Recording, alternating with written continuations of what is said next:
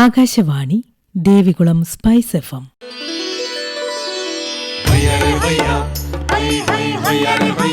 കിസാൻ വാണി.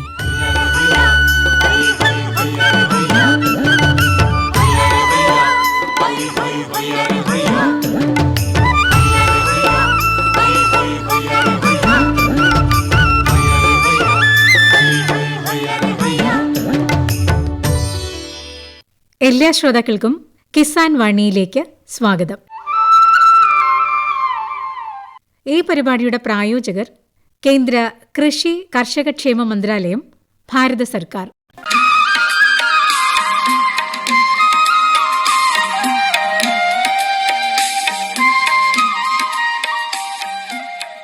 പ്രിയ ശ്രോതാക്കളെ, ഇന്നത്തെ കിസാൻ വാണിയിലേക്ക് സ്വാഗതം.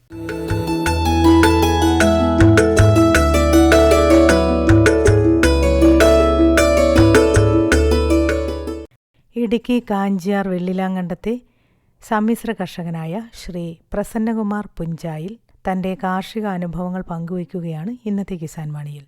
കിസാൻ വാണി ടീം ഇന്ന് എത്തി നിൽക്കുന്നത് ഇടുക്കി ജില്ലയിലെ കാഞ്ചിയാർ ഗ്രാമപഞ്ചായത്തിലെ വെള്ളിലാങ്കണ്ടം പ്രദേശത്ത് സജീവമായി കാർഷിക പ്രവർത്തനങ്ങൾ ഏർപ്പെട്ടിരിക്കുന്ന ശ്രീ പ്രസന്നകുമാർ പുഞ്ചായിൽ എന്ന സമ്മിശ്ര കർഷകൻ്റെ സമീപത്താണ്. അദ്ദേഹത്തിൻ്റെ കൃഷിരീതിയും കാർഷിക വിശേഷങ്ങളുമൊക്കെ ചോദിച്ച് മനസ്സിലാക്കാം. നമസ്കാരം. നമസ്കാരം. അങ്ങ് എത്ര കാലമായി കാർഷിക മേഖലയിൽ പ്രവർത്തിക്കുന്നുണ്ട്? ഞാനൊരു 35 വർഷത്തോളമായിട്ട് കൃഷി ആയിട്ട് ബന്ധപ്പെട്ട് നിൽക്കുകയാണ്. വളരെ ചെറുപ്പത്തിൽ തന്നെ കാർഷിക മേഖലയിലേക്ക് കടന്നു വന്നിരുന്നു അല്ലേ? അതെ. അച്ഛൻ കൃഷിയായിട്ട് ബന്ധപ്പെട്ട് ആയിരുന്നു നിന്നിരുന്നത്. അപ്പോൾ അതിങ്ങനെ തുടർന്ന് പിന്തുടരുകയായിരുന്നു.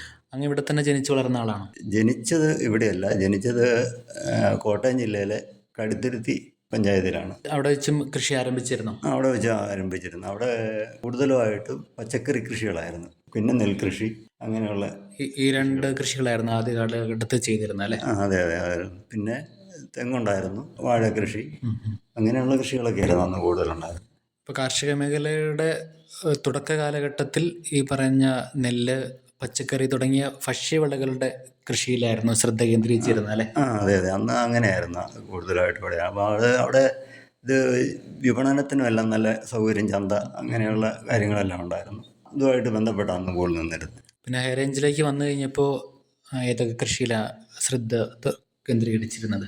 ഹൈ റേഞ്ച് വന്നു കഴിഞ്ഞാൽ പിന്നെ ഏലം, കുരുമുളക്, റബ്ബർ, അങ്ങനെയുള്ള കൃഷി രീതികളാണ്. നാട്ടിൽ ചെയ്തുകൊണ്ടിരുന്ന കൃഷിയിൽ നിന്ന് ഒത്തിരി വ്യത്യാസമുള്ള കൃഷികളാണ് ഇവിടെ ചെയ്തിരുന്നത്. അപ്പോൾ ആദ്യ കാലഘട്ടങ്ങളിൽ നമ്മളിപ്പോൾ ഓൾറെഡി പഠിച്ചിരുന്ന കൃഷി ഈ പറഞ്ഞ നെല്ല്, പച്ചക്കറിയുടെയൊക്കെ ആയിരുന്നു. അതിനുശേഷം ഈ കുരുമുളക്, അങ്ങനെയുള്ള സുഗന്ധ വിളകളുടെയൊക്കെ കൃഷി, അന്നേരം അതിൻ്റെ പഠനമൊക്കെ എങ്ങനെയായിരുന്നു? പഠനം നമ്മളിവിടെ വന്ന് കൃഷി ചെയ്യുന്നവരുമായിട്ട് ഇങ്ങനെ ചെയ്ത് കണ്ട് ഉള്ള പഠനം. പിന്നെ നമ്മൾ കൃഷിയായിരുന്നതുകൊണ്ട് നമുക്കിത് പെട്ടെന്ന് മനസ്സിലാക്കാൻ പറ്റും. അങ്ങനെ നമ്മൾ പിന്നെ അത് തന്നെ തുടർന്ന് പോരുവാണ്. അപ്പോൾ ആദ്യ കാലഘട്ടങ്ങളിൽ ഇവിടെ ഏലം വന്ന സമയത്ത് തന്നെ ചെയ്യുന്നുണ്ടായിരുന്നു? നമ്മളിവിടെ വന്ന സമയത്ത് തന്നെ ഉണ്ടായിരുന്നു കൃഷി, ഏലകൃഷി ഉണ്ടായിരുന്നു. അത് ഏത് ഇനമായിരുന്നു? അത് നാടനായിരുന്നു, നാടൻ ചെടികളായിരുന്നു. ഇപ്പോൾ ഏതൊക്കെ ഇനം ഏലം ചെയ്തുകൊണ്ടിരിക്കുന്നത്? ഇപ്പോൾ ഉള്ളത് ഒറ്റച്ചിമ്പൻ ഇനമാണ് ഇപ്പോൾ കൂടുതലും. നാടൻ ഇനമായിട്ട് എന്തൊക്കെ വ്യത്യാസം ഈ ഒറ്റച്ചിമ്പൻ? ഇതെന്ന് പറഞ്ഞാൽ ഉൽപ്പാദനശേഷി വളരെ കൂടുതലാണ്, പെട്ടെന്ന് നമുക്കിത് വളർത്തിയെടുക്കാൻ സാധിക്കും. നാടൻ എന്ന് പറഞ്ഞു കഴിയുമ്പോഴത്തേക്ക് 1, 2, 3 കായ എടുത്തു കഴിയുമ്പോഴത്തേക്ക് അത് തീർന്നു പോകും. ഇത് അങ്ങനെയല്ല, ഉൽപ്പാദനം കൂടുതലുണ്ട് ഇതിന്. കൂടുതൽ തവണ ആദായം എടുക്കാനും പറ്റുന്നുണ്ട്. ഈ രോഗപ്രതിരോധ ശേഷിയൊക്കെ കൂടുതൽ നാടൻ ഇനത്തിന് തന്നെയായിരുന്നു? രോഗപ്രതിരോധ ശേഷി നാടന് തന്നെയായിരുന്നു കൂടുതൽ. ഇതിന് നമുക്ക് ചിലവ് കൂടുതലുണ്ട്, കൃഷിയുടെ ചിലവ് കൂടുതലാണ് ഇതിന്. നാടനായപ്പോൾ അത്ര പരിപാലനത്തിൻ്റെ ആവശ്യം കുറവായിരുന്നു. അപ്പോൾ ഏലം കൃഷി ചെയ്യുന്ന സമയത്ത് അത് ഏലം നടുന്നത് തൊട്ടുള്ള ഒരു പരിപാലന രീതിയും, നടുന്ന രീതി, വളപ്രയോഗങ്ങളൊക്കെ എങ്ങനെയാണ് ചെയ്യേണ്ടത്, ഏത് സമയത്താണ്, അതൊന്ന് വിശദമായിട്ട് പറയാം. ഏലം നടേണ്ട സമയം എന്ന് പറഞ്ഞാൽ നമ്മൾ ഒരു ഏപ്രിൽ മെയ് മാസമൊക്കെ ആകുമ്പോഴത്തേക്ക് നമ്മൾ അതിൻ്റെ നടാനുള്ള കുഴി എടുത്ത് ഒരുക്കി എല്ലാം നേരത്തെ മഴ പെയ്തതിന് ശേഷം തന്നെ ആദ്യം 2 മഴയൊക്കെ പെയ്തതിന് ശേഷം കുഴികൾ എടുത്ത് അതിൽ കുമ്മായം വിതറി ഇട്ടിരിക്കുക. അതിന് ശേഷം നല്ല മഴ ലഭിച്ചതിന് ശേഷം ഒരു 10-15 ദിവസമൊക്കെ കഴിഞ്ഞ് മഴയൊക്കെ നല്ല തണുത്ത് കഴിയുമ്പോഴത്തേക്ക് കുഴി മൂടി നമ്മൾ ഏലം നടാം. അടിസ്ഥാന വളമായിട്ട് എന്തെങ്കിലും? അടിസ്ഥാന വളമായിട്ട് നമ്മൾ ചാണകമോ വേപ്പും പിണ്ണാക്കോ അങ്ങനെയുള്ള വളങ്ങൾ നമുക്ക് ചേർത്ത് നടാം. എന്നിട്ട് നട്ടതിന് ശേഷം നമ്മൾ പൊതയിടണം, മണ്ണ് നിറഞ്ഞു പോകാതെയും കള കിളുക്കാതെയൊക്കെ ഇരിക്കും. അങ്ങനെയാണ്. എന്നിട്ട് പിന്നെ നമ്മളൊരു 15-20 ദിവസം, ഒരു മാസമൊക്കെ ആയി കഴിയുമ്പോഴത്തേക്ക് അതിന് വേപ്പൻ പിണ്ണാക്കോ കടലപ്പിണ്ണാക്ക് ഇതെല്ലാം കൂടി പുളിപ്പിച്ച് ജൈവ രീതിയിലുള്ള അതെ നമ്മൾ ഒഴിക്കുക. അത് ഒരു കിലോ പിണ്ണാക്ക് ഒരു 100 ലിറ്റർ വെള്ളത്തിന് നല്ല രീതിയിൽ പുളിപ്പിച്ചിടും. ഒരാഴ്ചയൊക്കെ പുളിപ്പിച്ചിട്ടിട്ട് നമ്മൾ ഒഴിച്ചാൽ മതി. അത് നേർപ്പിച്ചൊഴിക്കണം. നടുന്ന സമയത്ത് ഒരു ചിമ്പ് നടന്നതാണോ, ഒന്നിൽ കൂടുതൽ ചിമ്പ് നടന്നതാണോ ആദായം പെട്ടെന്ന് ആയി വരാനായിട്ട് നല്ലത് ഏതായിരുന്നു? പെട്ടെന്ന് നമുക്ക് ആദായം ലഭിക്കാനും നല്ലത് നമ്മൾ ഒന്നിൽ കൂടുതൽ ചിമ്പുകൾ ഇടുന്നതാണ്. ഒരു ചിമ്പ് ഇട്ടാൽ അത്ര പെട്ടെന്ന് നമുക്ക് ഉൽപാദനം കിട്ടത്തില്ല. ഒന്നിൽ കൂടുതലാണെങ്കിൽ നമുക്ക് പിറ്റേ വർഷം തന്നെ നമുക്ക് ആദായം എടുക്കാൻ സാധിക്കും. അപ്പോൾ ഒരു വർഷം കൊണ്ട് നമുക്ക് ഏകദേശം എത്ര ചിമ്പ് ഒരു ചെടിയിൽ ഉൽപ്പാദിപ്പിക്കാൻ പറ്റും? ചിമ്പ് ഇട്ട് കഴിഞ്ഞാൽ പണിത് കഴിഞ്ഞാൽ ഒരു വർഷം കൊണ്ട് ഒരു 30-40 ചിമ്പൊക്കെ നമുക്ക് ഉണ്ടാക്കിയെടുക്കാം. നല്ല രീതിക്ക് പണിതാൽ ചിമ്മിൻ്റെ എണ്ണം കൂട്ടിയാൽ ഒരു 60 എണ്ണത്തിലേക്കൊക്കെ എത്തിക്കാൻ പറ്റും. അപ്പോൾ ഒരു വർഷത്തിന് ശേഷം നമുക്ക് ആദായം എടുക്കാൻ തുടങ്ങും അല്ലേ? ഈ കൂടുതൽ ചിമ്പിടുവാണെങ്കിൽ ഒരു വർഷത്തിന് ശേഷം നമുക്ക് നമുക്കൊരു ഉൽപ്പാദനം തുടങ്ങി ആദായത്തിലേക്ക് എത്തിക്കഴിഞ്ഞാൽ പിന്നെയുള്ള വളപ്രയോഗത്തിനൊക്കെ എന്തെങ്കിലും മാറ്റം വരുത്തേണ്ടതുണ്ടോ? മാറ്റം വരുത്തേണ്ടതെന്ന് പറഞ്ഞാൽ നമ്മൾ കുറച്ച് രാസവളങ്ങളും ഒക്കെ നമ്മൾ ചെയ്യണം. എത്ര തവണ ഒരു വർഷം ചെയ്യേണ്ടി വരുന്നുണ്ട്? രാസവളമൊക്കെ നമ്മളൊരു വർഷം ഒരു 3 തവണ ചെയ്താൽ മതി. പിന്നെ ജൈവവളവും അതിൻ്റെ അനുസരിച്ച്, പിന്നെ നമ്മൾ മണ്ണ് പരിശോധിച്ച് അതിനനുസരിച്ച് മണ്ണിൻ്റെ pH നിലനിർത്തണം. അതിന് നമ്മൾ കുമ്മായം എല്ലാ വർഷവും അതിൻ്റെ അളവ് നോക്കിയിട്ട് ചെയ്യുമെന്നായിരിക്കും ഏറ്റവും നല്ലത്. pH-ന്റെ അളവനുസരിച്ച് ആവശ്യത്തിനുള്ള കുമ്മായം മാത്രം ഇടുന്ന രീതി അല്ലേ? അതെ, അതാണ് നല്ലത്. അതപ്പോൾ ഏത് സമയത്താണ് കുമ്മായം വിതറേണ്ടത്? കുമ്മായം വിതറേണ്ട സമയം ഏപ്രിൽ മെയ് മാസങ്ങളിൽ, അതായത് മഴ ലഭിച്ചതിന് ശേഷം, പുതിയ മഴകൾ ഒരു 3-4 മഴകൾ ലഭിച്ചതിന് ശേഷമേ കുമ്മായം ഇടാം. അതായത് മൺസൂൺ തുടങ്ങുന്നതിന് തൊട്ട് മുമ്പായിട്ട് വേനൽ മഴ ലഭിച്ചതിന് ശേഷം അല്ലേ? ലഭിച്ചതിന് ശേഷം. അതൊരു വർഷത്തിൽ ഒരു തവണ മാത്രം ചെയ്താൽ മതിയോ? അത് ഒരു വർഷം 2 തവണ ചെയ്യുന്നതായിരിക്കും നല്ലത്. അളവിൻ്റെ അനുസരിച്ച് ചെയ്യുന്നതായിരിക്കും നല്ലത്. 2 തവണയായിട്ട്. മണ്ണ് പരിശോധന നമ്മൾ ഒരു തവണ മാത്രമാണോ അതോ? ഒരു തവണ ചെയ്താൽ മതി. മണ്ണ് പരിശോധന ചെയ്യുമ്പോൾ നമുക്ക് pH-ന്റെ ഒപ്പം തന്നെ മറ്റുള്ള മൂലകങ്ങളുടെ അളവും വളത്തിൻ്റെ അളവും എന്തേലും വേണമെന്ന് നമുക്ക് അറിയാൻ പറ്റും അല്ലേ? അറിയാൻ പറ്റും. അപ്പോൾ ഒരു മണ്ണിന് എന്തൊക്കെയാണ് ആവശ്യമുള്ളതെന്ന് അറിഞ്ഞാൽ അതനുസരിച്ച് നമുക്ക് വളം പ്രയോഗിക്കാൻ പറ്റുന്നുണ്ടല്ലേ? വളം പ്രയോഗിക്കാം. അതനുസരിച്ച് ഇപ്പോൾ നമുക്ക് എന്തിൻ്റെ അളവ് കുറവുള്ളതെന്ന് വെച്ചാൽ അതനുസരിച്ച് നമുക്ക് ചെയ്യാൻ സാധിക്കും. അപ്പോൾ അത് കുറച്ചുകൂടെ എനിക്ക് തോന്നുന്നു വളത്തിൻ്റെയൊക്കെ പൈസ നമുക്ക് ലാഭം കിട്ടാനായിട്ടും അല്ലേ? അറിഞ്ഞ് ചെയ്യുമ്പോൾ നമുക്ക് ആവശ്യമുള്ളത് മാത്രം ഇട്ടാൽ മതി. അതെ. കൂടുതലായിട്ട് മണ്ണിലേക്ക് കൊടുക്കേണ്ടാത്ത ഒരു അങ്ങനെ ചെയ്യാൻ പറ്റുമല്ലോ? ശാസ്ത്രീയമായിട്ടത് ചെയ്യാൻ പറ്റും? ശാസ്ത്രീയമായിട്ട് ചെയ്യാൻ പറ്റും. അല്ലെങ്കിൽ നമുക്കറിയത്തില്ല നമ്മൾ എന്ത് വളമാണ് ചെയ്യേണ്ട. നമ്മളൊരു ഉദ്ദേശം വെച്ച് ചെയ്യുകയാണ്. ആവശ്യമില്ലാത്ത സാധനങ്ങളും നമ്മൾ ചെടിയിലേക്ക് ഇത്ര ദിവസം നല്ല കടുത്ത വേനലായിരുന്നു. അതിനുശേഷം ഇപ്പോൾ വേനൽ മഴയൊക്കെ പെയ്തിട്ടുണ്ട്. അത് ചെടികൾക്കൊരു ആശ്വാസമായിട്ടുണ്ടെങ്കിൽ പോലും ഈ വേനൽക്കാലത്തെ ചെടിയുടെ സംരക്ഷണത്തിന് വേണ്ടി നമ്മൾ ജലസേചനം ചെയ്യണം. അതിൻ്റെ പുറമെ എന്തൊക്കെ കാര്യങ്ങളാണ് ചെയ്യേണ്ടത്? വേനൽക്കാലത്ത് കൃത്യമായിട്ട് നമ്മൾ പുതയിടണം. പുതയിട്ട് നനയ്ക്കുക. ആഴ്ചയിൽ ഒരു 2 നന എങ്കിലും നനയ്ക്കണം. ഈ പുതയിടാനായിട്ടുള്ള ചപ്പ് ചവറുകളൊക്കെ നമുക്ക് എവിടെ നിന്നാണ്? പുതയിടാനായിട്ട് നമ്മൾ പറമ്പിലുള്ള ചപ്പ് ചവറുകൾ, കരികില അങ്ങനെയുള്ള ചവറുകളും കൂടാതെ നമ്മൾ ഏലത്തിൽ നിന്ന് വീട്ടുന്ന ഉണങ്ങിയ തട്ടകളും എല്ലാം ഉണങ്ങിയതെല്ലാം ഉപയോഗിക്കാം. അപ്പോൾ അങ്ങനെ പുതയിട്ട് കഴിഞ്ഞാൽ ഈർപ്പം നിലനിർത്താനായിട്ട് സാധിക്കുന്നുണ്ടല്ലേ? സാധിക്കുന്നുണ്ട്. ഇപ്പോൾ നമുക്കിപ്പോൾ വേനൽ മഴ കിട്ടിയിട്ടുണ്ട്. ഇനിയിപ്പോൾ അടുത്ത മഴക്കാലത്തിലേക്ക് എത്തുന്ന ഒരു സാഹചര്യമാണ്. മഴക്കാലത്തിലേക്ക് എത്തുമ്പോൾ മഴക്കാലത്തെ ഏലത്തിന് വേണ്ടിയിട്ട് എന്തൊക്കെ സംരക്ഷണം അല്ലെങ്കിൽ എന്തൊക്കെ മുൻകരുതലാണ് എടുക്കേണ്ടത്? മഴക്കാലത്തിന് മുന്നമായിട്ട് നമ്മൾ ഷെയ്ഡ് നിയന്ത്രിക്കണം. മഴ തുടങ്ങിയതിന് ശേഷം ഷെയ്ഡിൻ്റെ ഒരു ക്രമീകരണം നമ്മൾ നോക്കണം. അതിനുശേഷം നമ്മൾ ബോർഡോ മിശ്രിതം, അത് ഈ മഴ വരുന്നതിന് മുമ്പായിട്ട് തന്നെ ചെയ്യണം അല്ലേ? മഴ ശക്തി പ്രാപിക്കുന്നതിന് മുന്നമായിട്ട് തന്നെ ഇതെല്ലാം ചെയ്യണം. പിന്നെ ചാണകപ്പൊടി, ജൈവവളമായിട്ട് ചാണകം. ഏലത്തിന് ഇപ്പോൾ ഷെയ്ഡായിട്ട് സാധാരണ എന്തൊക്കെ മരങ്ങളാണ് നിലവിലുള്ളത്? ഷെയ്ഡായിട്ട് ഇപ്പം എൻ്റെ കൃഷി എന്ന് പറഞ്ഞു കഴിയുമ്പോഴത്തേക്ക് അതിൽ ഇടയ്ക്ക് റബ്ബറുള്ളത് കൊണ്ട് അതൊരു ഷെയ്ഡായിട്ടാണ് ഉപയോഗിക്കുന്നത്. പിന്നെ റബ്ബർ കുറേയുള്ള ഭാഗങ്ങളിൽ പ്ലാവ്, കരണ ഇങ്ങനെയുള്ള മരങ്ങളൊക്കെയാണ്. ഇപ്പോൾ പ്ലാവ് ഉള്ളപ്പം പ്ലാവിൻ്റെ ചക്ക നമുക്കൊരു ഏലത്തിനെ സംബന്ധിച്ച് അതൊരു പ്രശ്നമായിട്ട് മാറാറുണ്ടോ? ചക്ക ഏലത്തിന് പ്രശ്നമായിട്ട് മാറുമെന്ന് പറഞ്ഞു കഴിഞ്ഞാൽ അത് പഴുത്ത് വീഴാൻ തുടങ്ങിക്കഴിഞ്ഞാൽ ഏലത്തിനെ ബാധിക്കുന്നതാണത്. ഏലം നശിച്ചു പോകും പഴുത്ത് വീഴാൻ തുടങ്ങിയാൽ. അപ്പോൾ അതിന് മുന്നമേ നമ്മളത് പറിച്ച് മാറ്റണം. ചെറുതായിട്ടിരിക്കുമ്പോൾ തന്നെ പറിച്ച് മാറ്റണം. പറിച്ച് മാറ്റണം. ഇപ്പോൾ ഈ പറഞ്ഞ ഷെയ്ഡ് നിയന്ത്രിക്കുന്ന പോലുള്ള കാര്യങ്ങൾക്കൊക്കെ വേണ്ടി ഉയരമുള്ള മരങ്ങളിലൊക്കെ കയറാൻ അങ്ങനെയുള്ള തൊഴിലാളികളെയൊക്കെ നമുക്ക് കിട്ടാനുണ്ടോ? തൊഴിലാളികൾ കിട്ടാൻ ഇപ്പോൾ ക്ഷാമമാണ്. ഒത്തിരി അലഞ്ഞ് നടന്നതിന് ശേഷം മാത്രമേ ഇപ്പം ഷെയ്ഡ് ഇറക്കാനുള്ള ആളുകളെ കിട്ടത്തുള്ളൂ. ആളെ കിട്ടാണ്ട് സമയത്ത് ആളെ കിട്ടാണ്ട് വരുന്നൊരു പ്രശ്നം കൃഷിയെ ബാധിക്കുന്നുണ്ടോ? അതിപ്പം കൃഷി മേഖലയെ മൊത്തത്തിൽ തന്നെ ബാധിക്കുന്നുണ്ട്. എല്ലാ കൃഷികൾക്കും ബാധിക്കുന്നുണ്ട്. പരിചയസമ്പന്നരായ ആൾക്കാരുണ്ടെങ്കിലാണ് ഇങ്ങനെയുള്ള മരം കയറ്റം പോലുള്ള തൊഴിലുകൾ ചെയ്യാനും പറ്റത്തുള്ളൂ. മരം കയറ്റമൊക്കെ നല്ല പരിചയമുള്ള ആളുകളെ നമുക്ക് കയറ്റാൻ പറ്റത്തുള്ളൂ. പിന്നെ ഇതിൻ്റെ വിളവെടുപ്പിനും എല്ലാം പണിക്കാരെ കിട്ടാൻ ഇപ്പോൾ ബുദ്ധിമുട്ടുണ്ട്. വിളവെടുപ്പ് എനിക്ക് തോന്നുന്നു കൃത്യസമയത്ത് വിളവെടുക്കാൻ ആളെ കിട്ടിയില്ലെങ്കിൽ അത് നമുക്ക് വിളയുടെ നഷ്ടം ഉണ്ടാകാനുള്ള സാഹചര്യത്തിലേക്ക് എത്തുന്നു. നഷ്ടം ഉണ്ടാകും. കാരണം ഇത് കൂടുതലായിട്ട് പഴുത്ത് കഴിഞ്ഞാൽ അതിൻ്റെ കളറ് കുറഞ്ഞു പോകും നമ്മൾ ഉണക്കി വരുമ്പോഴത്തേക്ക്. പിന്നെ ഇത് മറ്റേ എലിയ ഇങ്ങനെയുള്ള സാധനങ്ങൾ തിന്ന് പൊളിച്ച് കളയും. പൊളിച്ചതിൻ്റെ അരി തിന്നുന്നു. അങ്ങനെ നമുക്ക് നഷ്ടം ഉണ്ടാകുന്നത്. അതുകൊണ്ട് നമ്മൾ സമയത്ത് തന്നെ ഇത് നമ്മുടെ ആളെ എടുത്തെങ്കിലേ നമുക്ക് അതുകൊണ്ട് ലാഭമുള്ളൂ. വിളവെടുക്കാനായിട്ടുള്ള തൊഴിലാളികളെ കിട്ടുക എന്നുള്ളതും വളരെ പ്രാധാന്യം അർഹിക്കുന്ന ഒരു കാര്യമാണല്ലേ? അത് വളരെ പ്രാധാന്യമാണ്. നമ്മളത് സമയത്ത് നമുക്ക് കിട്ടാതെ വരും. നമ്മൾ ഒരു 45 ദിവസം കൂടുമ്പോൾ നമ്മൾ വിളവെടുക്കേണ്ടതാണ്. ചിലപ്പോൾ നമുക്ക് അങ്ങനെ അവരെ കിട്ടാൻ ബുദ്ധിമുട്ട് വരും. അങ്ങനെയുള്ള സമയങ്ങളിലാണ് കണ്ടമാനം പഴുത്ത് പോകാറുണ്ട്. നഷ്ടം ഉണ്ടാകുന്ന ഒരു സാഹചര്യത്തിലേക്ക് എത്തുന്നുണ്ടല്ലേ?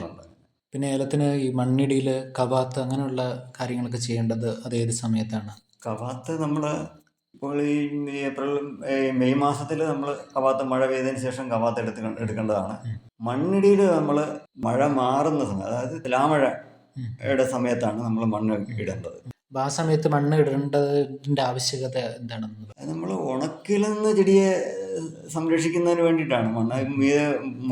മണ്ണിന് മുകളിലിരിക്കുന്ന വേരുകളെല്ലാം മൂടി ഇടുന്നതിന് വേണ്ടിയിട്ടാണ്. അപ്പോൾ അതിന് ശേഷമാണ് നമ്മളത് പുതയിടിയിൽ ഒക്കെ ചെയ്യേണ്ടത്. ശരി. അപ്പോൾ ഈ പുതയിടുന്ന സമയത്ത് ഈർപ്പം മുകളിലേക്കുള്ളത് കൊണ്ട് ഈ വേരുകൾ ഈ മണ്ണിന് മീതെ വരുന്നൊരു സാഹചര്യം ഉണ്ടാകുന്നുണ്ട്. അത് ചെടിയുടെ ആരോഗ്യത്തെ ബാധിക്കുന്നുണ്ട്? ആരോഗ്യത്തെ ബാധിക്കത്തില്ല.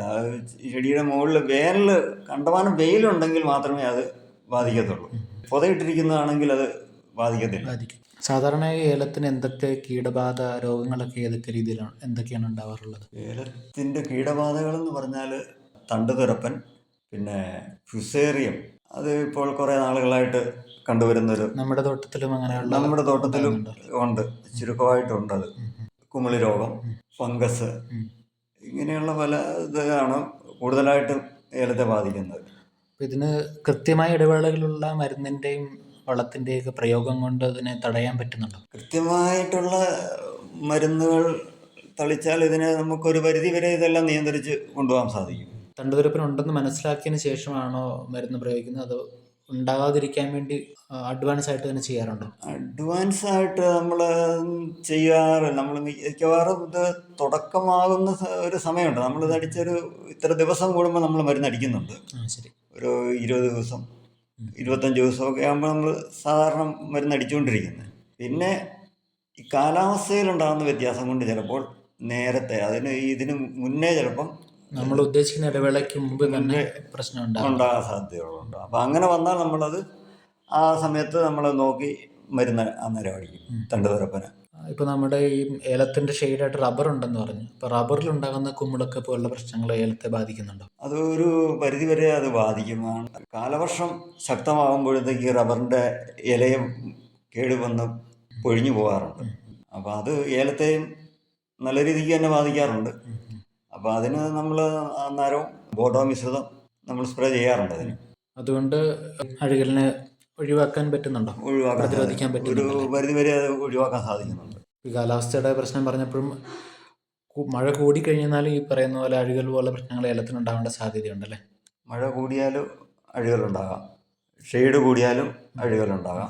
ഈ ഷെയ്ഡ് നിയന്ത്രിക്കുന്നത് വർഷത്തിൽ ഒരു തവണ മാത്രമാണ് ആവശ്യം വരുന്നുള്ളൂ, അതോ അതിൽ കൂടുതൽ തവണ നിയന്ത്രിക്കേണ്ടി വരാറുണ്ടോ?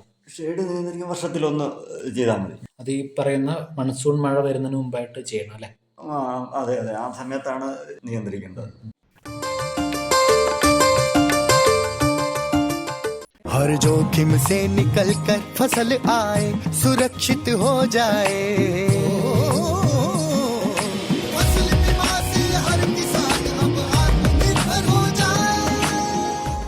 संकट के समय प्रधानमंत्री फसल बीमा योजना किसानों के लिए वरदान है।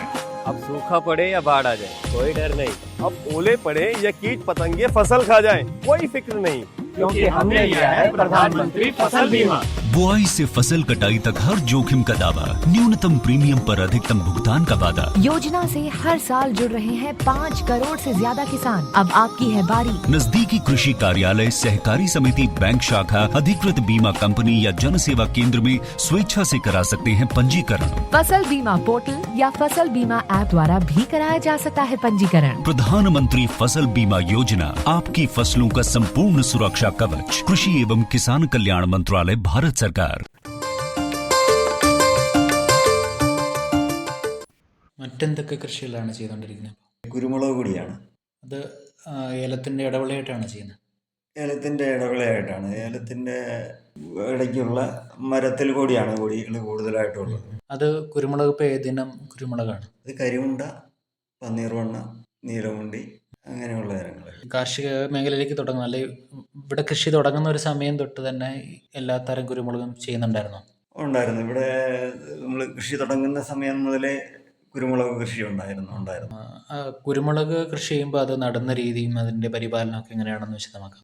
കുരുമുളക് കൃഷി തുടങ്ങുമ്പോൾ നമ്മളിപ്പോൾ തുറസായ സ്ഥലത്താണെങ്കിൽ നമ്മളത് മഴ തുടങ്ങുന്ന സമയമാകുമ്പോഴത്തേക്ക് 1-2 മഴകൾ, പുതുമഴകൾ ലഭിച്ചതിന് ശേഷം നമ്മൾ കുഴിയെടുത്ത് മുരിക്കും കാലായിടുന്നെങ്കിൽ അതിൽ കാല് ഇട്ട് നേരത്തെ നിർത്തണം. പിന്നെ കാല് കിളുത്ത് ഒന്ന് നല്ല മഴയായി കഴിയുമ്പോഴത്തേക്ക് നമ്മൾ അതിൽ കൊടിത്തണ്ട മുറിച്ച് നടുകയാണ് കൃഷി രീതി. ഒരു 4 മുട്ട് വരുന്ന നീളത്തിന് മുറിച്ച് നടുക. അവിടെ അടിസ്ഥാന വളം എന്തെങ്കിലും കൊടുക്കേണ്ട ആവശ്യമുണ്ടോ? അടിസ്ഥാന വളം അത് നമ്മൾ അന്നേരം ചെയ്യണമെന്ന് നിർബന്ധമില്ല. അത് നമ്മൾ കാല് നടുന്ന സമയത്ത് നമ്മൾ ചാണകപ്പൊടി ഇട്ട് വയ്ക്കുകയാണെങ്കിൽ കാല് കിളുത്ത് വരുമ്പോൾ അതിന് നല്ല കരുത്തായിട്ട് കിളുത്ത് വരും. ആ വളം തന്നെ കൊടി നട്ട് കഴിയുമ്പോൾ അതിന് ഉപയോഗിക്കാൻ പറ്റും അല്ലേ? ഉപയോഗിക്കാൻ പറ്റും. സാധാരണ ഇപ്പോൾ കാല് നട്ട് കഴിഞ്ഞാൽ പിന്നെ എത്ര ദിവസം കഴിഞ്ഞിട്ടായിരിക്കും കൊടിയുടെ കുരുമുളക് തണ്ട് നടുന്നത്? കൊടി തണ്ട് നടുന്നത് നമുക്കൊരു മഴ കുറച്ച് ലഭിച്ചതിന് ശേഷം മാത്രമേ, മണ്ണ് നല്ലപോലെ നനഞ്ഞതിന് ശേഷം മാത്രമേ നമുക്ക് കൊടി നടാൻ പറ്റത്തുള്ളൂ. അതും നട്ടിട്ട് നമ്മൾ അതിൻ്റെ ചുവട്ടിലും ചെറിയ രീതിയിൽ കൂടി നമ്മൾ പുതയിട്ട് പോവാമെങ്കിൽ നല്ലതായിരിക്കും. അതിനും ഈ ജലസേചനമൊക്കെ ആവശ്യമുള്ളതാണോ? കൊടി കടുത്ത വേനൽ ഉണ്ടെങ്കിൽ മാത്രം മതി, ഇല്ലെങ്കിൽ കൊടിക്ക് ജലസേചനം വേണമെന്ന് ആവശ്യമില്ല. കുരുമുളക് നട്ടതിന് ശേഷം അതിൻ്റെ വളർച്ചാ ഘട്ടത്തിൽ നമ്മൾ ചെയ്യേണ്ട പരിപാലന രീതികൾ, വളപ്രയോഗം, അതൊക്കെ എങ്ങനെയാണ്? അതിൻ്റെ വളർച്ചാ ഘട്ടത്തിൽ നമ്മൾ നട്ടതിന് ശേഷം ഒരു മാസം കഴിയുമ്പോഴത്തേക്ക് ഇത് പതിയെ കിളുത്ത് വരാൻ തുടങ്ങും. അപ്പോൾ അതിൻ്റെ ചുവട്ടിൽ കളകളും ഒക്കെ നമ്മൾ നീക്കം ചെയ്ത് കിളുത്ത തണ്ട് നീളം വരുന്നവരെ നമ്മൾ ഇതിനോട് മുരിക്കിനോട് ചേർത്ത് വെച്ച് കെട്ടി കയറ്റി വിടണം. പിന്നെ വളങ്ങൾ നമ്മൾ ചെറിയ രീതിക്കുള്ള ജൈവവളങ്ങൾ മാത്രം നമ്മൾ ഉപയോഗിക്കുക. അത് എത്ര നാൾ കൂടുമ്പോൾ ചെയ്യണം? അത് 1 വർഷം 2 തവണ ചെയ്താൽ മതി. അത് മഴ തുടങ്ങുന്ന സമയങ്ങളിലും പിന്നെ മഴ മാറുന്ന ആ സമയത്ത് 2 തവണ ചെയ്താൽ മതി. പിന്നെ അതിന് ബോർഡോ മിശ്രിതം സ്പ്രേ കൊടുക്കണം, ദ്രുതവാട്ടം ഉണ്ടാകാതെ. അതിൻ്റെ ചുവട്ടിൽ നമ്മൾ ഒഴിക്കാവുന്നത് നല്ലതാണ് ബോർഡോ മിശ്രിതം. അതിൻ്റെ വേരിനും ഈ അഴുകലൊക്കെ പോലുള്ള പ്രശ്നങ്ങളുണ്ടാകും. മഴ കൂടുതലാണെങ്കിൽ വേരിന് അഴുകലുണ്ടാകാൻ സാധ്യത കൂടുതലാണ്. ബോർഡോ മിശ്രിതം തളിക്കുകയാണെങ്കിൽ അതിൽ നിന്ന് രക്ഷപ്പെടാൻ പറ്റുന്നുണ്ട് അല്ലേ? രക്ഷപ്പെടാൻ പറ്റും. അപ്പോൾ കുരുമുളക് നമ്മൾ നട്ടതിന് ശേഷം അതിൽ നിന്നൊരു ആദായം എടുക്കണമെങ്കിൽ ഏകദേശം എത്ര നാൾ ആവശ്യം വരും? 2 മുതൽ 3 വർഷം ചെറുതായിട്ടെങ്കിലും ആയി തുടങ്ങാനായിട്ടല്ലേ? ആയി തുടങ്ങാനായിട്ട്. അതൊരു ദീർഘകാല വിളയായിട്ട് ഉപയോഗിക്കാൻ പറ്റുന്നതാണോ, അതോ അതിനൊരു ആയുസ് അങ്ങനെ എന്തെങ്കിലും ഉണ്ടോ? കുരുമുളക് ഒരു ദീർഘകാല വിളയായിട്ട് പറ്റും. മറ്റ് കേടുകൾ വന്നു പോയില്ല എങ്കിൽ, ദ്രുതവാട്ടം പോലെയുള്ള കേടുകൾ വരാതിരുന്നാൽ ദീർഘകാല വിളയായിട്ട്. ഇവിടുത്തെ കൃഷി ചെയ്യാൻ തുടങ്ങിയ സമയത്ത് ആദ്യകാല ഘട്ടത്തിൽ നട്ട കുരുമുളക് ഇപ്പോഴും ഉപയോഗിക്കുന്നുണ്ടോ? അത് ഇപ്പോഴും നമുക്കൊരു കുറച്ച് കൊടികളാണ്, ഇപ്പം വിരലെണ്ണാൻ മാത്രമേ ഉള്ളൂ പഴയ ആയിട്ടുള്ള കൊടികൾ. ബാക്കിയെല്ലാം അതിന് ശേഷം ഇട്ടൊക്കെ ഉള്ളൂ. ശരി. കുരുമുളകിൻ്റെ വിളവെടുപ്പ് സംബന്ധമായിട്ട് എന്തൊക്കെ കാര്യങ്ങളാണ് ചെയ്യുന്നത്? കുരുമുളകിൻ്റെ വിളവെടുപ്പ് ജനുവരി ഫെബ്രുവരി മാസങ്ങളിലാണ് കുരുമുളകിൻ്റെ വിളവെടുപ്പ് സമയങ്ങൾ. അത് നമ്മൾ പഴുത്തത് മാത്രം തിരഞ്ഞു പറിച്ചാൽ തൂക്കം കൂടുതൽ കിട്ടും. മിക്കവാറും ഒന്ന് തിരിഞ്ഞ് പറിച്ചതിന് ശേഷം ആയിരിക്കാം അടച്ച് പറിക്കാറുള്ളത്, മൊത്തം തീർത്ത് പറിക്കാറുള്ളത്. അതായിരിക്കും ഏറ്റവും നല്ലത്. അതിൻ്റെ വിളവെടുപ്പിന് ശേഷമുള്ള മെതിക്കൽ, ഉണങ്ങൽ അങ്ങനെയുള്ള പണികളൊക്കെ ഇപ്പം മെഷീനറീസൊക്കെ വന്നിട്ടുണ്ട്. അതിൻ്റെ സഹായത്തോടെയാണോ അതോ സ്വയം ചെയ്യുകയാണോ? സ്വയമാണ് ഇപ്പോൾ ചെയ്തുകൊണ്ടിരിക്കുന്നത്. നമുക്ക് മെഷീൻ്റെ സംവിധാനമില്ല. നമ്മൾ സ്വയമായിട്ട് തന്നെ മെതിച്ചെടുക്കുകയാണ്, വെയിൽ എടുത്ത് ഉണക്കുവാണ്. സാധാരണ എത്ര വെയിൽ വേണം ഇത് നന്നായിട്ട് ഉണങ്ങി കിട്ടാനൊക്കെ? 2 മുതൽ 3 ദിവസത്തെ വെയിൽ വരെയും വേണം. നല്ല വെയിലാണ്. നല്ല വെയിൽ ആണല്ലേ. ഇപ്പോൾ ഏലം കൃഷിയുടെ ഇടവിളയായിട്ട് കുരുമുളക് ചെയ്യുന്നതും കുരുമുളക് മാത്രം ചെയ്യുന്നതും തമ്മിൽ ഉൽപ്പാദനമായിട്ട് ബന്ധപ്പെട്ട് എന്തെങ്കിലും അറിയാൻ മാത്രമുള്ള വ്യത്യാസങ്ങളുണ്ടോ? ഉൽപ്പാദനം ഏലത്തിൻ്റെ ഇടയിലുള്ള കുരുമുളക് കൃഷി ആകുമ്പോഴത്തേക്ക് അത് വലിയ മരത്തിലാണ്. അപ്പോൾ അതനുസരിച്ച് കൊടി കൂടുതൽ ഉയരത്തിൽ കയറി. അല്ലാതെയുള്ള മരം നമ്മൾ ചെയ്യുന്ന മുരിക്കാണെങ്കിൽ നമ്മളൊരു നിശ്ചിത ഉയരത്തിലേക്ക് കൊടി കയറ്റി വിടാൻ പറ്റത്തുള്ളൂ. പിന്നെ ഏലത്തിൻ്റെ ഇടയ്ക്കുള്ളതായി കഴിയുമ്പോൾ ഈ ഒരു താഴെ ഭാഗങ്ങളിൽ ഉൽപ്പാദനം കുറവായിരിക്കും. കൊടിയുടെ മുകളിലേക്കായിരിക്കും അതിൻ്റെ. വെയിലടിക്കുന്ന സാഹചര്യമാണെന്ന് തോന്നുന്നു കൊടിക്ക് അനുയോജ്യമായിട്ടുള്ള കാലാവസ്ഥ അല്ലേ? അതെ. കൊടിക്ക് നല്ല സൂര്യപ്രകാശം ലഭിച്ചാലേ കൂടുതലായിട്ട് കായ്ക്കത്തുള്ളൂ. ഏലത്തിൻ്റെ ഇടയ്ക്ക് നമ്മൾ ചെയ്യുമ്പോൾ ഏലത്തിൻ്റെ ഇടയിലുള്ള മരങ്ങളെ ഇങ്ങനൊരു കാര്യത്തിനും കൂടെ ഉപയോഗിച്ച് ഒരു അധിക വരുമാനം കൂടെ നമുക്ക് ഉണ്ടാക്കാൻ പറ്റും. അതാണ് ഒരു നേട്ടമായിട്ട്. അതെ. ഇതിപ്പോൾ ഏലത്തിനിടയ്ക്ക് നിൽക്കുന്ന മരത്തിൽ നമ്മൾ നടുമ്പോഴത്തേക്ക് അതൊരു അധിക വരുമാനമായിട്ട് നമുക്ക് ഉൾപ്പെടുത്താൻ പറ്റും. പിന്നെ കുരുമുളകിന് ഈ പറയുന്ന കാലാവസ്ഥ ഒരു പ്രധാന ഘടകമാണെന്ന് തോന്നുന്നു. കാരണം കുരുമുളകിന് തിരിയിടുന്ന സമയത്ത് മഴ പെയ്തെങ്കിലാണ് കൂടുതൽ ഉൽപ്പാദനം ഉണ്ടാകുന്നതെന്ന് കേട്ടിട്ടുണ്ട്. ഇപ്പോൾ കുറച്ച് വർഷങ്ങളായിട്ട് നമുക്ക് കാലാവസ്ഥയിൽ ഒത്തിരി വ്യത്യാസങ്ങളാണ് വന്നുകൊണ്ടിരിക്കുന്നത്. അപ്പോൾ അതുകൊണ്ട് കുരുമുളക് കൃഷിയിൽ അത് ഉൽപ്പാദനത്തെ ശരിക്കും ബാധിക്കുന്നുണ്ട്. റബ്ബർ കൃഷി ഏതിനാണ് ചെയ്യുന്നത്? റബ്ബർ 105. അത് ഒരു എത്ര വർഷം പ്രായമായ മരങ്ങളാണ്? 25-30 വർഷം പ്രായമായ മരമാണ്. റബ്ബർ കൃഷിയായിട്ട് ബന്ധപ്പെട്ട് നമ്മൾ എന്തൊക്കെ കാര്യങ്ങളാണ് ശ്രദ്ധിക്കേണ്ടത്? അതിൻ്റെ നല്ല വളർച്ചയ്ക്ക് നമ്മുടെ ഇവിടുത്തെ കാലാവസ്ഥ റബ്ബറിന് അനുയോജ്യമാണോ? ഇവിടുത്തെ കാലാവസ്ഥ റബ്ബറിന് അനുകൂലമായ കാലാവസ്ഥയാണ്. പിന്നെ അതിന് നമ്മൾ ഒത്തിരി കാര്യങ്ങൾ അതിനകത്ത് ശ്രദ്ധിക്കേണ്ടതായിട്ടുണ്ട്. കാരണം ഇതിൻ്റെ ഇല പൊഴിഞ്ഞ് തളുത്തു വരുന്ന സമയത്ത്, അതായത് ഡിസംബർ ജനുവരി മാസങ്ങളിലാണ് ഇതിൻ്റെ ഇല പൊഴിയുന്നത്. അത് കഴിഞ്ഞ് പിന്നെ തളുത്തു വരുന്ന സമയത്തിൽ ഫംഗസ് ബാധിക്കാറുണ്ട് ഇതിൻ്റെ ഇല വരുമ്പോഴത്തേക്ക്. ആ സമയത്ത് കാലാവസ്ഥ വളരെ പ്രാധാന്യമുള്ളതാണെന്ന്. അതെ. അത് കണ്ടമാനം ആയിട്ടുള്ള മഞ്ഞ് വന്നു കഴിഞ്ഞാൽ അതിൻ്റെ ഇലയ്ക്ക് തളിരിന് കേടുവരും. അത് പോകും. അത് പോയി കഴിഞ്ഞാൽ റബ്ബറിൻ്റെ കമ്പ് ഉണക്ക് ബാധിക്കാറുണ്ട്. ഏറ്റവും പ്രധാനമായിട്ട് അതാണ് റബ്ബറിനെ ബാധിക്കുന്ന ഒരു പ്രശ്നം. പിന്നെ റബ്ബറിൻ്റെ ഒരു ടാപ്പിംഗ് ഒക്കെ ഏത് മാസങ്ങളിലാണ് ടാപ്പിംഗ് കൂടുതലായിട്ട് നടക്കാൻ പറ്റുന്നതൊക്കെ? റബ്ബർ ടാപ്പിങ്ങിൻ്റെ സമയം മാർച്ച്. നമുക്ക് മഴ ലഭിച്ചാൽ, പുതിയ മഴകൾ മാർച്ച് മാസത്തിൽ ലഭിച്ചു കഴിഞ്ഞാൽ അതിൻ്റെ ഇലയെല്ലാം കറക്റ്റായിട്ടൊക്കെ കിട്ടിക്കഴിഞ്ഞാൽ നമുക്ക് മാർച്ച് തൊട്ട് വിട്ട് തുടങ്ങാൻ സാധിക്കും. നമ്മളതിന് ഷെയ്ഡൊക്കെ ഇട്ട് വെട്ടുവാണെങ്കിൽ നമുക്ക് മഴക്കാലത്ത് ഉൽപ്പാദനം കൂടുതൽ കിട്ടും. ആവറേജ് ഒരു വർഷം നമുക്ക് എത്ര ദിവസം ടാപ്പ് ചെയ്യാനായിട്ട് സാധിക്കും? ഷെയ്ഡിട്ട് വെട്ടുന്നതാണെങ്കിൽ നമുക്കൊരു 80 മുതൽ 100 ടാപ്പിംഗ് വരെ ചെയ്യാൻ സാധിക്കും. ഒരു വർഷം കിട്ടും. അപ്പോൾ ഈ മഴക്കാലത്താണെങ്കിൽ നമുക്ക് ഷെയ്ഡ് ഇട്ടിട്ടുണ്ടെങ്കിൽ പോലും രാവിലെയൊക്കെ മഴയുള്ള സമയത്ത് ടാപ്പിംഗ് ഒക്കെ ബുദ്ധിമുട്ടാകാറുണ്ടല്ലേ? രാവിലെ മഴ ശക്തമായിട്ടുള്ള മഴയാണെങ്കിൽ നമ്മൾ അങ്ങനെ വെട്ടാൻ പറ്റുന്നില്ല. ഇപ്പം മഴ പെയ്ത് മാറിയ ഒരു കാലാവസ്ഥ ആണെങ്കിൽ മാത്രമേ നമുക്ക് ഷെയ്ഡുണ്ടെങ്കിലും ടാപ്പ് ചെയ്യാൻ പറ്റത്തുള്ളൂ. റബ്ബറിന് വേണ്ടിയുള്ള വളപ്രയോഗങ്ങളൊക്കെ എത്ര തവണ ചെയ്യണം? അത് ഏത് രീതിയിലൊക്കെയാണ്? റബ്ബറിന് നമ്മൾ വളപ്രയോഗം വർഷത്തിൽ 2 തവണ നിർബന്ധമായിട്ടും ചെയ്യണം. ടാപ്പ് ചെയ്യുന്നതാണ്. ഇല്ലെങ്കിൽ അത് ഉൽപ്പാദനത്തിൽ നല്ല രീതിക്ക് തന്നെ ബാധിക്കുന്നതാണ്. ആദ്യമത്തെ വളം ഏപ്രിൽ മെയ് മാസങ്ങളിലും പിന്നീടുള്ള ഓഗസ്റ്റ് സെപ്റ്റംബർ മാസത്തിലും ആയിട്ട് 2 തവണ ആയിട്ട് വളം. നമുക്കിപ്പോൾ ഏലത്തിൻ്റെ ഇടവിളയായിട്ട് റബ്ബർ നിൽക്കുന്ന സാഹചര്യത്തിൽ ഏലത്തിൻ്റെ വളവും കൂടി റബ്ബറിന് പ്രയോജനകരമാകും അല്ലേ? അത് അങ്ങനെ നിൽക്കുന്നത് കൊണ്ട് നമ്മൾ റബ്ബറിന് പ്രത്യേകമായിട്ട് ഇപ്പോൾ വളം ചെയ്യുന്നില്ല. ഈ ഏലത്തിന് ഉള്ള വളങ്ങൾ ഉള്ളത് കൊണ്ട് പ്രത്യേകമായിട്ട് റബ്ബറിന് വളം വേണ്ട. റബ്ബർ പാലിൻ്റെ ഉൽപ്പാദനം അത് നമ്മൾ ഷീറ്റാക്കി മാറ്റുകയാണോ അതോ ലാക്ടെക്സ് ആക്കുന്ന രീതിയാണോ? അത് 4-5 വർഷം മുന്നം വരെ അത് ഷീറ്റാക്കുകയായിരുന്നു. ഇപ്പം ഞാനത് ഒട്ടുപാലായിട്ട് എടുക്കുകയാണ്. അത് അങ്ങനെ ചെയ്യുന്നതാണ് ലാഭം എന്ന് തോന്നുന്നു. കാരണം നമ്മുടെ അധ്വാനം കുറയ്ക്കാൻ പറ്റുന്നുണ്ട്. അതെ, അധ്വാനം കുറയ്ക്കാൻ പറ്റുന്നുണ്ട്. പാലെടുക്കുക ഒഴിവാക്കാം. ഷീറ്റാക്കി പിന്നെ ഉണങ്ങാനുള്ള ബുദ്ധിമുട്ട്. പച്ചക്കറി കൃഷി ചെയ്യുന്നുണ്ടല്ലേ? പച്ചക്കറി കുറച്ച് നമുക്ക് അത്യാവശ്യം നമ്മുടെ വീട്ടിൽ ആവശ്യത്തിലേക്ക് അടുക്കളത്തോട്ടം പോലെ ഉള്ള പച്ചക്കറി കൃഷികൾ ഉണ്ട്. അതേതിനും പച്ചക്കറികളൊക്കെ ചെയ്യുന്നത്? പയറ്, ബീൻസ്, പിന്നെ ചീര, തക്കാളി. ഈ പച്ചക്കറിയിലും കീടബാധ രോഗങ്ങൾ അങ്ങനെയുള്ള പ്രശ്നങ്ങളൊക്കെ ഉണ്ടാകുന്നുണ്ടോ? പച്ചക്കറിയിലും കീടബാധകൾ ഉണ്ടാകാറുണ്ട്, ചെറിയ രീതിയിൽ ഉണ്ടാകാറുണ്ട്. എന്നാൽ കീടനാശിനി ഉപയോഗിക്കാറില്ല.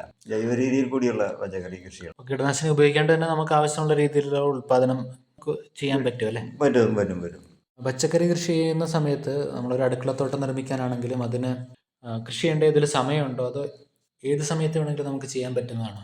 ഏത് സമയത്ത് വേണമെങ്കിലും നമുക്ക് അടുക്കളത്തോട്ടമായിട്ട് പച്ചക്കറി കൃഷി ചെയ്യാം, ഏത് സമയത്തും. അതിനും ജലസേചനം പോലുള്ള കാര്യങ്ങളൊക്കെ ആവശ്യമുണ്ടോ? ആവശ്യം. വേനലാണെങ്കിൽ നമ്മൾ ജലസേചനം കൃത്യമായിട്ടും വേണം. 2 നേരവും നനച്ചാൽ ഏറ്റവും നല്ലത് വേനലിക്കാണെങ്കിൽ. അല്ല, അതിനും ജൈവവളമൊക്കെ ഉപയോഗിക്കേണ്ടി വരുന്നുണ്ടോ? ജൈവവളം മാത്രമേ ഉപയോഗിക്കാറുള്ളൂ. രാസവളങ്ങൾ ചെറിയ രീതിയിൽ മാത്രം രാസവളങ്ങൾ ഉപയോഗിക്കുന്നു. ജൈവവളം ആണെങ്കിൽ പോലും വളം ഉപയോഗിച്ചില്ലെങ്കിൽ ഉൽപ്പാദനം ഒത്തിരി കുറയുന്നുണ്ട്. ഉൽപ്പാദനം കുറയുന്നുണ്ടല്ലേ? നമുക്ക് ആവശ്യമുള്ള ഒരു വീട്ടിലേക്ക് ആവശ്യമുള്ള അത്യാവശ്യം പച്ചക്കറികൾ ഒരു ചെറിയൊരു അടുക്കളത്തോട്ടത്തിൽ നിന്നാണെങ്കിലും ഉൽപ്പാദിപ്പിക്കാൻ പറ്റുന്നുണ്ടല്ലേ? പറ്റുന്നുണ്ട്. ഇപ്പോൾ നമ്മൾ സംസാരിച്ചിട്ടുള്ള എല്ലാ കൃഷിയിലും തന്നെ ജൈവ രീതിയിലുള്ള വളങ്ങൾ ഉപയോഗിക്കുന്നുണ്ടെന്ന് പറഞ്ഞു. പ്രത്യേകിച്ച് ചാണകം പോലുള്ള അതൊക്കെ. ചാണകം നമുക്ക് കിട്ടാനുണ്ടോ? ആട് വളർത്തലുണ്ട്. അപ്പോൾ ആട്ടിൻ ചാണകമാണ് നമ്മൾ കൂടുതലായിട്ട് ഉപയോഗിക്കുന്നത്. ആട് കൃഷി വർഷങ്ങളായിട്ട് ചെയ്യുന്നുണ്ടോ? വർഷങ്ങളായിട്ട് ചെയ്യുന്ന ആട് കൃഷി. അതിൻ്റെ ചാണകവുമാണ് നമ്മൾ കൂടുതലായിട്ടും പച്ചക്കറി കൃഷിക്കും ഒക്കെ നമ്മൾ ഉപയോഗിക്കുന്നത്. ആടിന് തീറ്റയായിട്ട് പുല്ലാണോ അതോ എന്തൊക്കെയാണ്? ആടിന് തീറ്റയായിട്ട് പുല്ലാണ് കൂടുതൽ കൊടുക്കുന്നത്. നമ്മൾ പ്ലാവിൻ്റെ ചവറ് അങ്ങനെയുള്ളതൊക്കെയാണ് കൊടുക്കുന്നത്. പുല്ല് നമ്മൾ കൃഷി ചെയ്യുന്നുണ്ടോ അതോ അല്ലാണ്ട് പറമ്പിലൊക്കെ കിട്ടാനുണ്ടോ?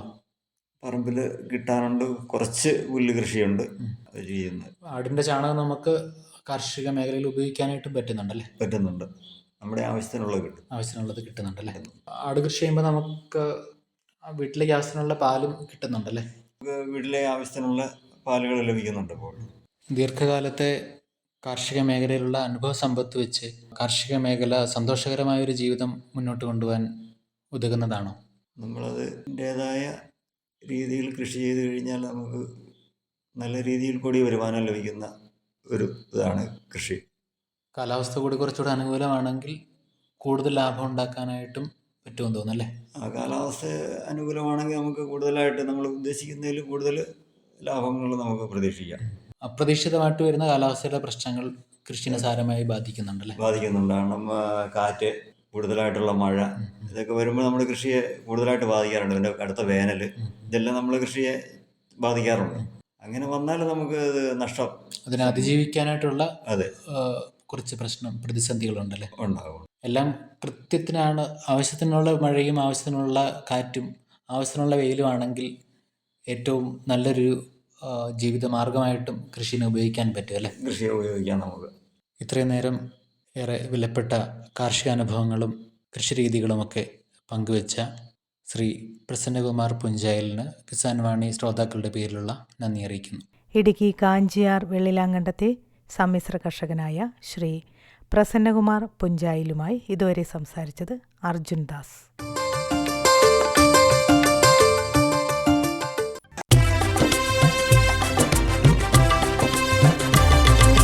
സഹകരണത്തിൻ ബലത്തിൽ വികാസത്തിനു ചുവട് വയ്ക്കാം.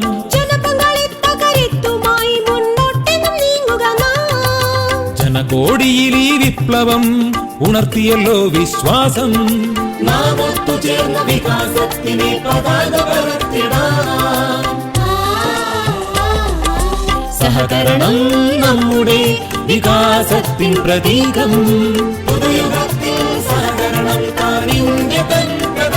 കൃഷി മന്ത്രാലയം, ഭാരത സർക്കാരിൽ നിന്ന് ജനതാൽപര്യാർത്ഥം. ഈ പരിപാടിയുടെ പ്രായോജകർ കേന്ദ്ര കൃഷി കർഷകക്ഷേമ മന്ത്രാലയം, ഭാരത സർക്കാർ. എല്ലാ കിസാൻ വാണി ശ്രോതാക്കൾക്കും കൂപ്പുകൈ.